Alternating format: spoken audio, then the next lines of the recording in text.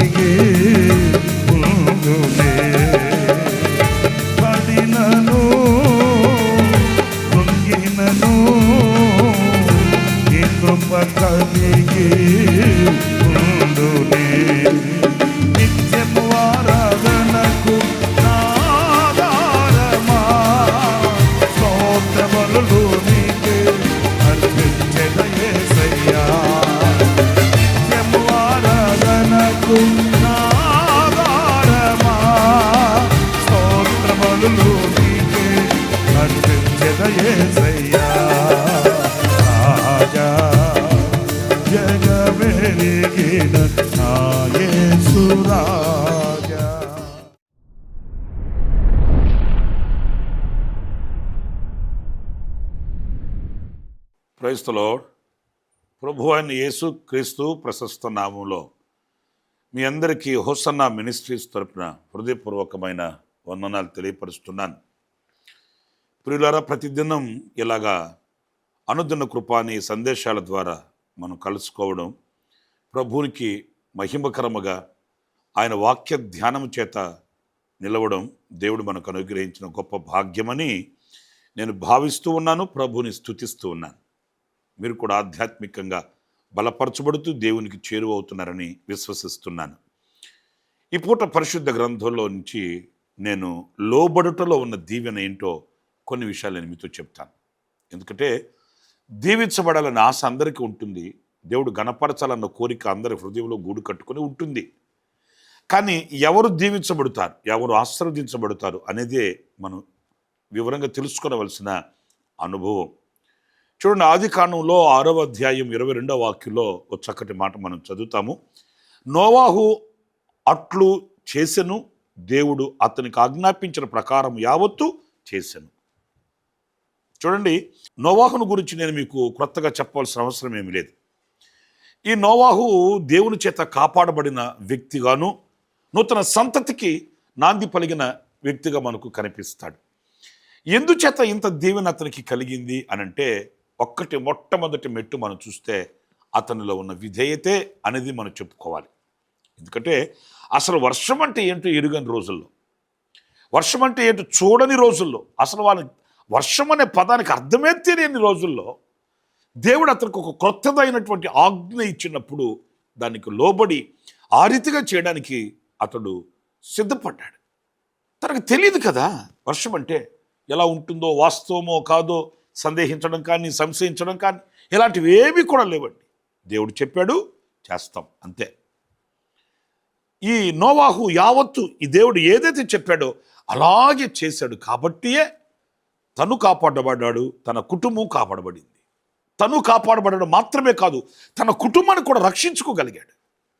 ఈరోజు మనం కాపాడబడుతూ మన కుటుంబాలని, మన వ్యవస్థల్ని, మన సంఘాల్ని లేక సమాజాన్ని మనం కాపాడుకోగలగాలంటే మొదట మనము ఆ దీవెనకు పాత్రలం కావాలి. చాలామంది అంటుంటారు కదండి, దేశం మారిపోవాలి, ప్రపంచం మారిపోవాలి. దేశం మారాలంటే, ప్రపంచం మారాలంటే మొదట మనం మారాలి. ఆనాడు మనం మార్పును ఎదురు చూడవచ్చు. మనం మారకుండా, మనలో చైతన్యం రాకుండా, మనలో ప్రగతి కనిపించకుండా, మనలో ఆ మార్పు అనేది కనబడకుండా ప్రపంచంలో, లోకంలో, దేశంలో, రాష్ట్రంలో, ప్రాంతంలో, సంఘంలో, సమాజంలో మనం ఆ మార్పుని చూడాలని అనుకోవడం అవివేకమని నేను అనుకుంటాను. గనుక గొప్ప ఆశీర్వాదానికి కారణం ఏంటంటే మనం లోబడడం, విధేయులు అవ్వడం, దేవుడు ఆజ్ఞాపించిన వాటికి శిరస్సు వంచడం, ఎదురు ప్రశ్న వేయడం కాదు.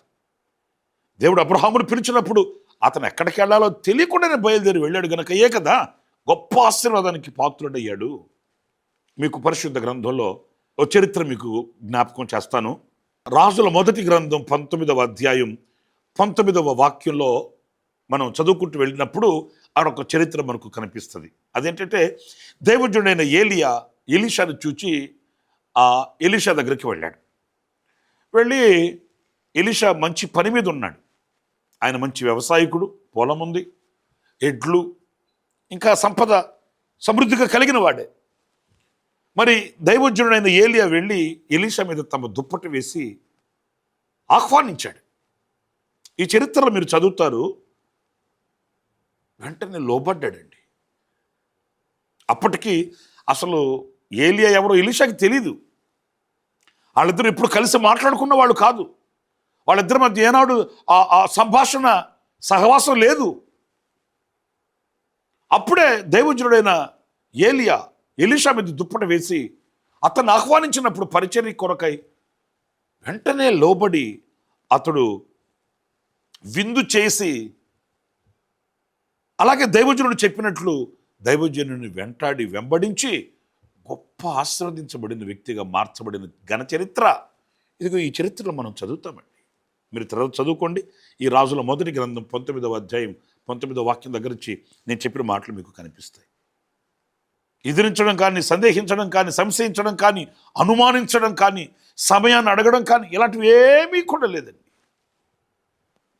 ఈ విధేయతే దీవెనకు నాంది, దీవెనకు ఆశీర్వాదం. మనమేదో తెలియగలిగిన వాళ్ళమని, మనకేదో చరిత్ర తెలుసని, మనకేమో పరిస్థితులు తెలుసని, మనకేదో లోకజ్ఞానం ఉందని కాలుకేస్తే మెడకేస్తే కాలుకేసి ఏదో మనం టాలెంట్ ఉపయోగించినట్లుగా కాదు. మనం వెంటనే లోబడితే ఆ లోబడడంలో ఉన్న ఆశీర్వాదం కొలతలేనిదండి, మనం ఊహించలేనిదండి. మరి ఎలీషా ఎంత గొప్ప పరిచర్య చేశాడు. ఏలియా కంటే గొప్ప పరిచర్య ఎలీషా చేయగలిగాడు. ఎందుకు ఇంత బృహత్తరమైన కర్తవ్యాన్ని దేవుడు అతని భుజస్కంధాల మీద పెట్టాడంటే అతడు లోబడేవాడు, విధేయుడైన వాడు. దైవజనుడు ఒక మాట చెప్తే ఆ మాటకి వేరే ఆలోచించే వ్యక్తి కాదు. అందుకే గొప్ప దీవెనకు పాత్రుడయ్యాడన్న విషయాన్ని మనం గుర్తించాలి. మూడవ విషయం కూడా నేను మీకు జ్ఞాపకం చేస్తాను. మీరు యెషయా గ్రంథం 6వ అధ్యాయంలో ఒక ఘన చరిత్ర మీరు చూస్తారండి. దైవజనుడైన యెషయి ఒక దర్శనం చూడడం, ఆ దర్శనంలో సింహాసనాసీనుడైన ప్రభు కనిపించడం, దేవదూతలు, కెరూబులు, శరూబులు, పరిశుద్ధుడు పరిశుద్ధుడు గాన ప్రతిగానాలతో ఆయనను ఆరాధించడం, ఈ చరిత్ర అంతా ఈ 6వ అధ్యాయంలో మనం చదువుతాం. ఆశ్చర్యమైన సంగతి, ఆ దర్శనం చూచిన యెషయి కేకలు వేశాడు, నేను అపవిత్రుడును, అపవిత్రమైన పెదవులు కలిగిన వాడును అని తన తప్పిదం తను గుర్తించి కేకలు వేసినప్పుడు దేవుడు అతనికి పెదవులకు అగ్ని తగిలించి శుద్ధీకరించాడు, పవిత్రపరిచాడు. నేను పవిత్రపరచబడిపోయాను, శుద్ధుడైపోయాను, ఇక నాకు కొదువ లేదు అని అనుకోలేదు. వెంటనే ఒక కేక వింటున్నాడు, నా నిమిత్తం ఎవరు వెళతారు అన్నప్పుడు ప్రియులారా, మనస్సుని ఎంతో ఆనందింప చేసే విషయం, శుద్ధుడై పవిత్రుడై మార్చబడిన వ్యక్తి వెంటనే అంటున్నాడు, నేను నన్నయ్యా, నన్ను పంపించు. దేవుని పిలుపుకు లోబడడం, దేవుని స్వరానికి లోబడడం, దేవుని ఉద్దేశానికి లోబడడం, దేవుని సంకల్పాన్ని గుర్తించి నడిపించబడడం, ఇవి కదా విలువైనవి. నేనున్నాను, ఆయనను పంపించు. ఎక్కడికి? ఏ అపవిత్రమైన పెదవులు కలిగిన ప్రజలు ఉన్నారో, అపవిత్రమైన పెదవులు కలిగిన జనుల మధ్యలో నివసించాడో అక్కడికే, వాళ్ళ మధ్యకే. ప్రభువా, వాళ్ళ మధ్యకే నేను వెళితే నన్ను వేరే విధంగా చూస్తారు, వాళ్ళ మధ్యకే నేను వెళితే వాళ్ళు నన్ను నవ్వురుపాలు చేస్తారు, వాళ్ళ మధ్యకే నేను వెళ్ళి నిన్న మొన్నటి దాకా అలాగ బ్రతికిన వాడిని ఇప్పుడు వెళ్ళి ఇలాగ బ్రతకాలని చెప్తే వాళ్ళు లెక్క పెడతారా ఏంటి? అలా కాదు అని అనలేదండి. దేవుని ఉద్దేశాలకి, దేవుని చిత్తానికి, ప్రణాళికకి ఎదురు తిరగలేదండి, వెనుచూపలేదండి. దేవుడు ఎక్కడికి పంపించాలని అనుకున్నాడో అక్కడికి వెళ్ళాడు. విధేయత కదా, లోబడడం కదా, ఆశీర్వాదానికి మొట్టమొదటి మెట్టు కదా. నా ప్రియమైన సహోదరులారా, మన వ్యక్తిగత అనుభవాలను కూడా సరిచూసుకొని, సరిపోల్చుకొని దీవెనలకు పాత్రలం అవుదాం. లోబడే తత్వం కలిగిన వారమై శిరస్సు ఉంచి ప్రభువుకు నమస్కరిద్దాం. అలాంటి కృప దేవుడు మనందరికీ అనుగ్రహించుగాక. తలలు వంచండి, చిన్న ప్రార్థన. జీవాధిపతి అయిన ప్రభువా, మీకు వందనాలు. లోబడుటలో ఉన్న ఆశీర్వాదాన్ని మేమంతా అనుభవించుటకు కృప చూపించమని, ఎక్కడ కూడా అవిధేయత, అహంకారం మాలో పొడచొప్పకుండా విధేయులమై నడిపించబడడానికి, దీవెనలు పొందుకొని సాక్షిగా ఉండడానికి సహాయం చేయమని మమ్మల్ని ఒక్కొక్కరిని మీ చేతులు సమర్పించుకుంటూ యేసు నామములో ప్రార్థించి వేడుకొనుచున్నాను తండ్రి, ఆమేన్. ఆమేన్. ప్రభు మిమ్మల్ని ఆశీర్వదించి దీవించుగాక. విశేషమైన కృప నా దేవుడు సమృద్ధిగా మీకు అనుగ్రహించుగాక. ఆమేన్. ప్రతిదినము ఈ అనుదిన కృపాను సందేశముల కొరకు, ఇంకా మరిన్ని ఆత్మ సంబంధమైన సందేశాల కొరకు ఈ మా యూట్యూబ్ ఛానల్ ను సబ్స్క్రైబ్ చేసుకోండి. Pastor Ramesh hosanna ministry.